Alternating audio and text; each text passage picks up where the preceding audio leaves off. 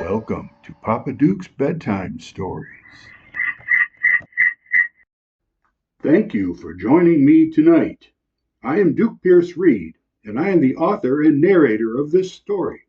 Before we begin, tell me in the comments where you are joining me from tonight. Your presence inspires my imagination. There are always new stories to write. If this story captivates you, like, share, and subscribe to this channel. Every interaction keeps the creative fires burning in me, and I thank you in advance. Now, let this tale unfold.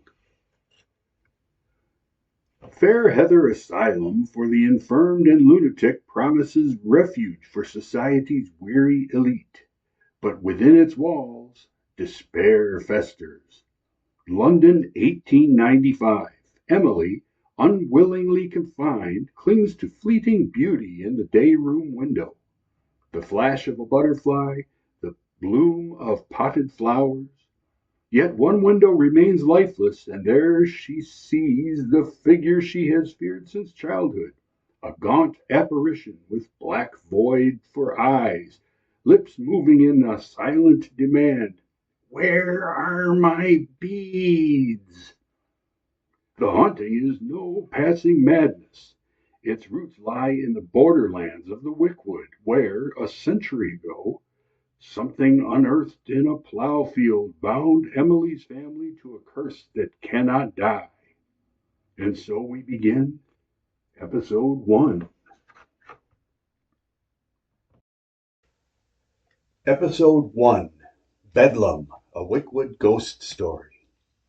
1895, London.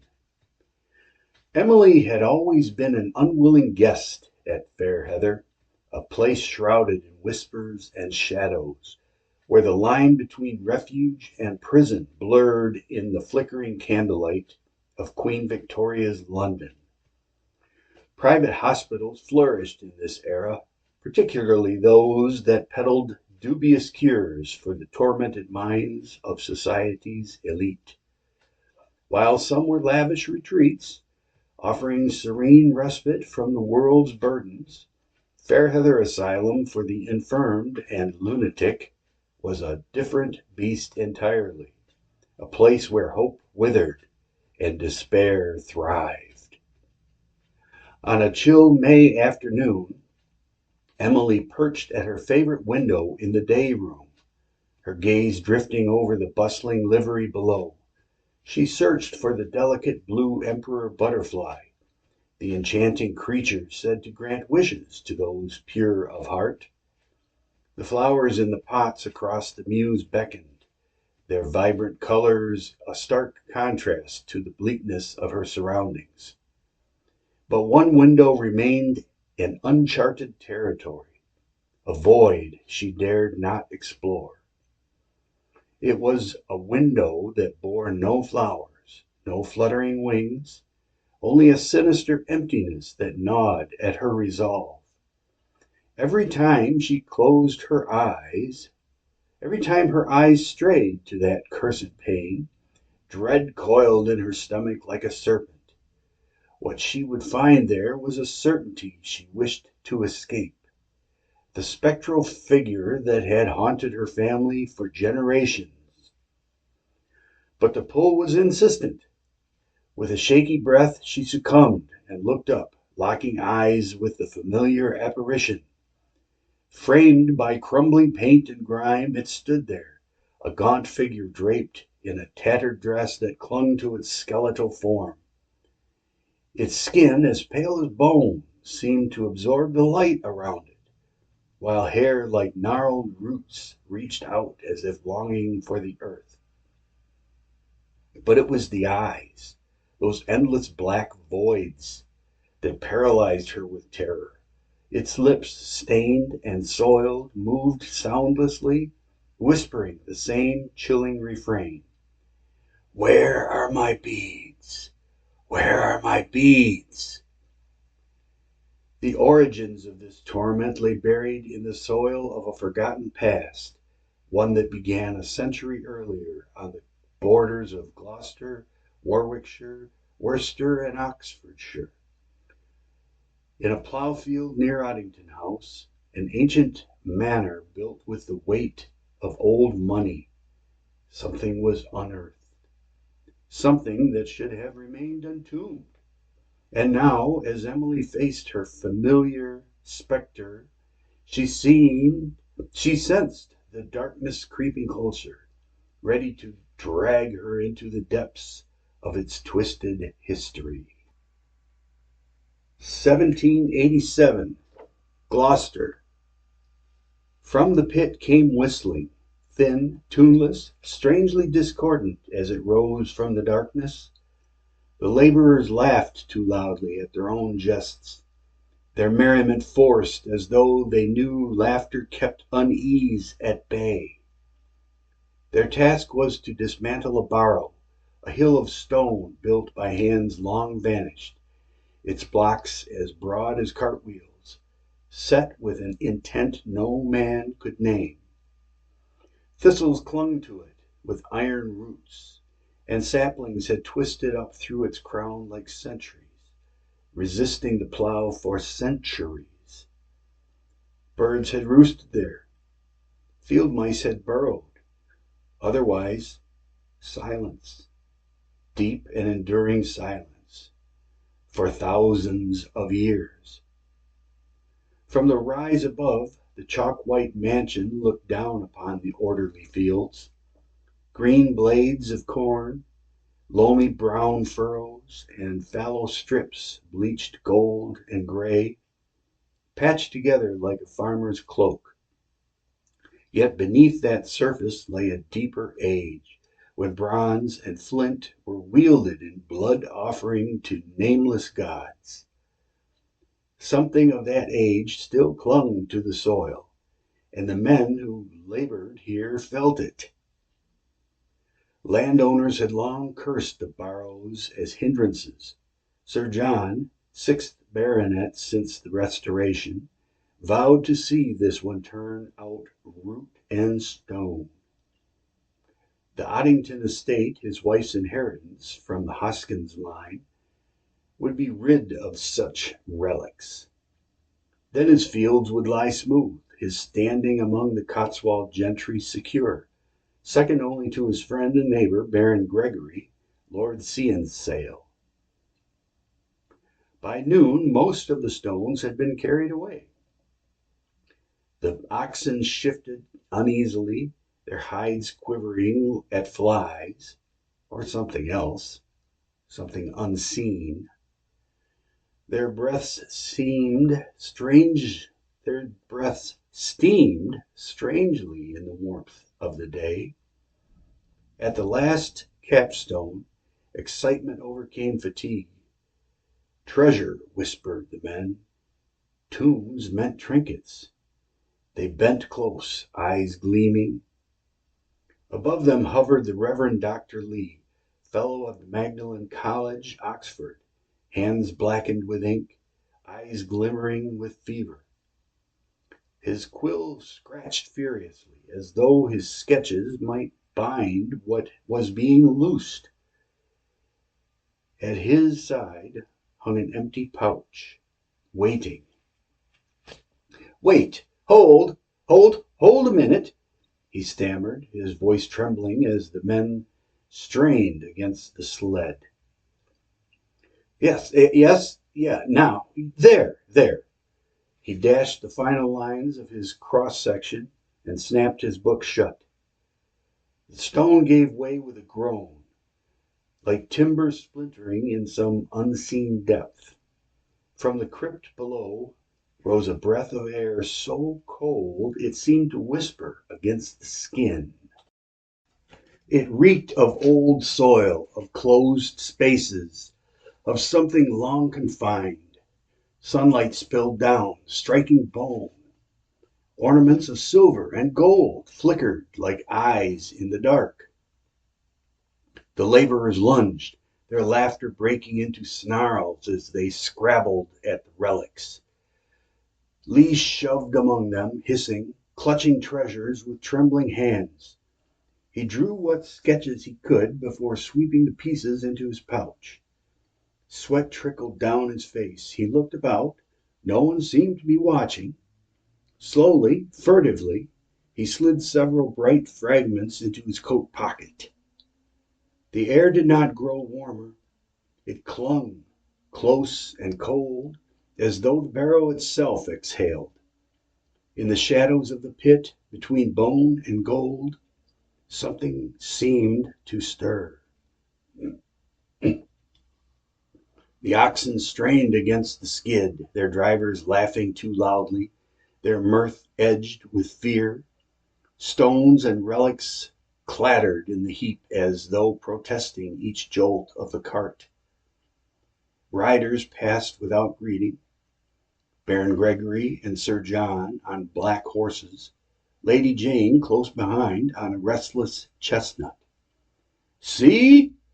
Gregory called, his voice carrying over the clatter, his grin sharp.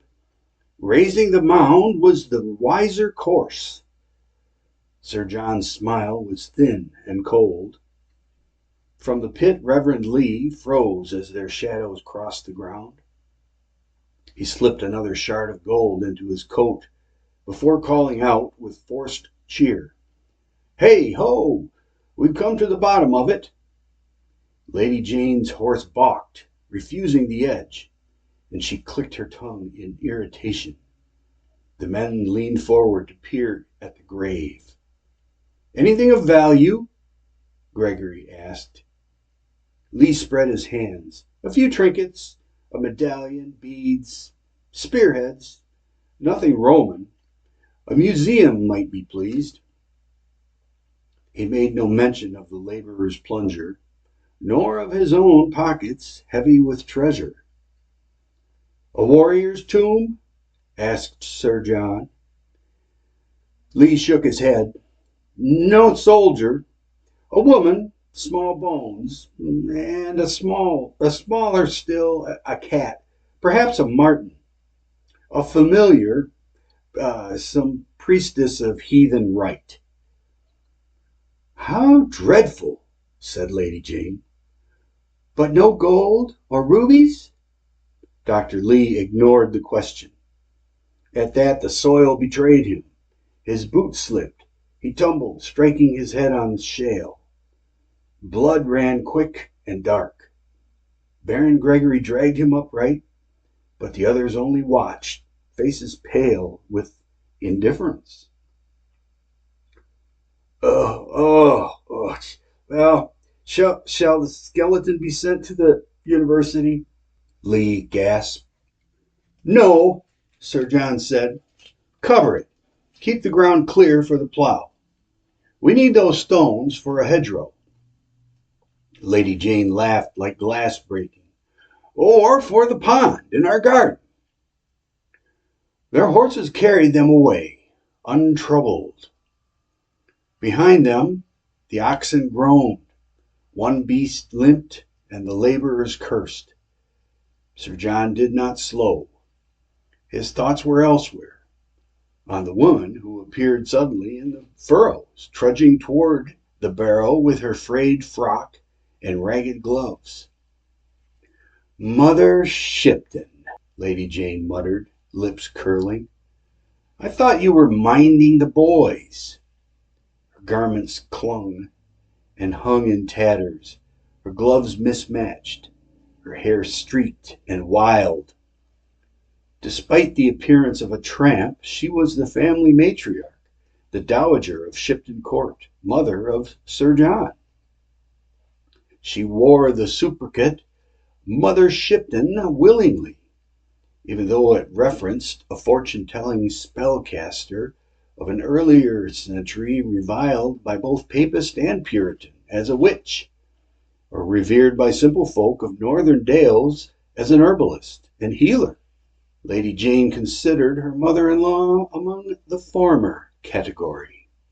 "They have their wet nurse," said Mother Shipton with a dismissive wave. "The nurse is watching the twins," yelled Lady Jane, then to her husband, "Say something." He shrugged. The twins were precious little girls, the apple of their father's eye, and less than a year old. The boys were still in short pants, neither older than 6, Johnny being the oldest and heir apparent, George Compton the younger, but equal in height and bigger in bravery. It was George Compton, or G.C. as he was called from an early age, who would lure the other into mischief of all sort. Expecting their grandmother to keep them on a leash was like asking the sun to rise in the west. Lightning ripped the sky open with thunder, rolling across the field as Baron Gregory's mount carried Lee past the old dowager, bleeding and dazed. "Turn back," Gregory called. "You'll catch your death." She did not answer him. To Lee's muttered reproach, she only gave a glance of contempt. Nor did she slow as Lady Jane called after her, did not turn when Gregory urged her back. She walked on, her eyes fixed on the mound, her back bent but unyielding. The storm clouds boiled green and black above, the air pressing close with a sour weight as she approached the opening of earth. The rain dropped, cleared soil from bone, the loamy comfort of thousands of years. She leaned over, her shadow joining those that clung to the grave. A whisper rose, soft as breath on glass. "My beads! Where are my beads?" From the shadows it stepped, gaunt, face hollow as a skull, eyes gleaming with the hunger of centuries. Rags clung to its form, one hand clawing at the bare twine circling a wasted throat. Again the whisper, "What have they done?" Mother Shipton did not startle. She inclined her head, lips set. Yes, it is terrible," she said with all the calmness of a Sunday stroll. "And all this to plant more seeds for one more loaf of bread, an inconvenience to the plow. Ah, the shame of it! They shall never prosper. Their fruit shall be corruption. Their seed shall wither. Their children taken." The old dowager inclined her head as if in solemn agreement. "You look pecked and pale, dear, very gaunt," said Mother Shipton. She drew a talisman from her own neck and said, "Perhaps this will help. It's a charm that promotes vitality, long life." The charm was accepted with a faint whisper. "They shall perish," the wraith breathed, thin as mist. Mother Shipton's lips curved faintly. "Perhaps. But first, let us have a cup of tea. It's from India." By the time she reached Oddington House, mud streaked her hem, and her hair clung to her brow. Close at her side, keeping pace like a tethered thing, slid a ribbon of fog, coiling, shifting, serpent-like, never more than an arm's length away. End of episode 1. I hope this episode of Bedlam, a Wychwood ghost story, has enthralled you, dear listener, and brings you back for the next. Were you surprised by the plot twists? Or did you expect something altogether different? Share your thoughts below. The comments are always helpful, and I really do enjoy reading them. If this Wychwood ghost story captivates you, please like and subscribe to Papa Duke's Bedtime Stories for more, written and narrated by me, Duke Pierce Reed.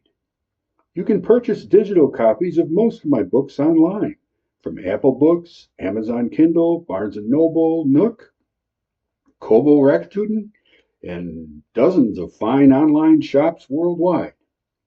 Thank you for joining me tonight.